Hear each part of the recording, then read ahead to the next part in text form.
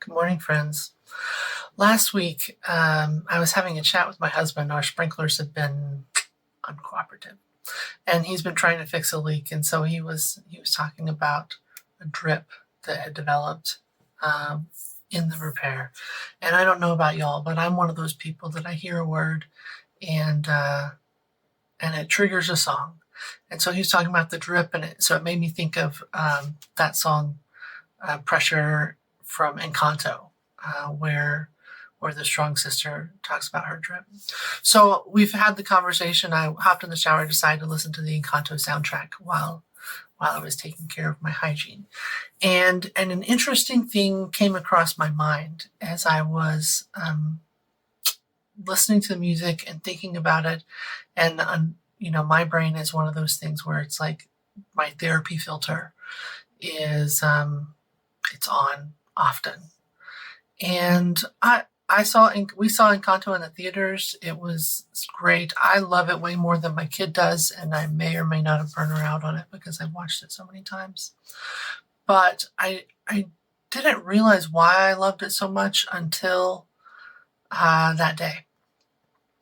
I'm pretty sure it was Wednesday last week. And this is the interesting thing that occurred to me. As I look at that family dynamic, which felt familiar, but I wasn't sure why. When I looked at it last week, I realized that each of the quote unquote gifts of the characters are actually trauma responses. And I've worked with clients, we're coming up on 16 years that I've been since I graduated. And actually it'll be 16 years tomorrow based on the recording of this. And one of the things that I noticed was those trauma responses. So let's say we have the character who the mood changes and shifts and everybody kind of walks on eggshells to manage their emotional outbursts. Then we have the one who becomes the healer and caretaker and wants to just make everyone feel better. Then there's the one who looks so closely at the dynamics and what's going on that they're trying to predict the future. They're trying to see what's coming so they can brace themselves for impact of loss and pain. Then we have the one who changes character, who is the chameleon and adapts to whatever situation they're in to be able to take care of or engage in acceptance. We have the one who tries to be perfect. As long as they're perfect and they do what everyone else wants, then they will have to be protected from the pain. We have the one who just tries to be strong, and they are carrying a lot of weight.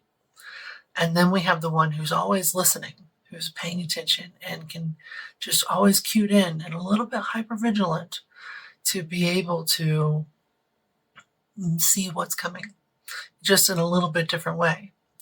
And then there's Mirabelle. And I realized as I was thinking about this and listening to the music that Mirabelle is our cycle breaker. She doesn't get a gift. But she doesn't get a gift because she's trying to break the trauma cycle of what had happened to her family, being sent from their home and the death of their grandfather and all those things. And I was thinking about this, and I haven't rewatched it yet, but I'm probably going to. Even the opening song where Mirabelle's singing about everybody's gifts and everybody's stuff. And then the family reacts to her singing and was like, "What are you doing?" And she's talking openly about the trauma and about what it's doing to the family. And they're not happy about it. And she doesn't feel like she belongs. And thinking about those cycle breakers out there and those pieces of trauma that still show up in our lives, it's so valuable to be able to talk about it, to be able to see where our patterns are. Am I hypervigilant? Am I perfectionistic? Don't ask for help? Do I have reactive tendencies? Am I a caretaker, but I don't take care of myself? Um, and paying attention to what those things are and how they're impacting our lives. Um, it's amazing what Disney's doing with movies these days, but noticing how that could be true for us. What am I doing to break the cycle of the trauma in our family?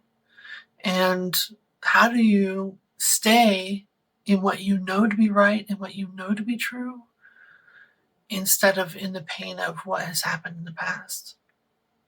And so, if you're gonna, I may be late to the game. This may be something therapists talked about as soon as it came out.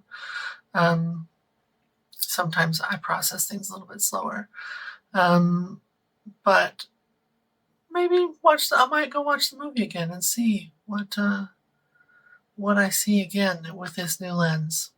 But pay attention to, maybe I'm in one of those trauma roles, and I'm sure those aren't the only ones, but those are the primary ones I run into.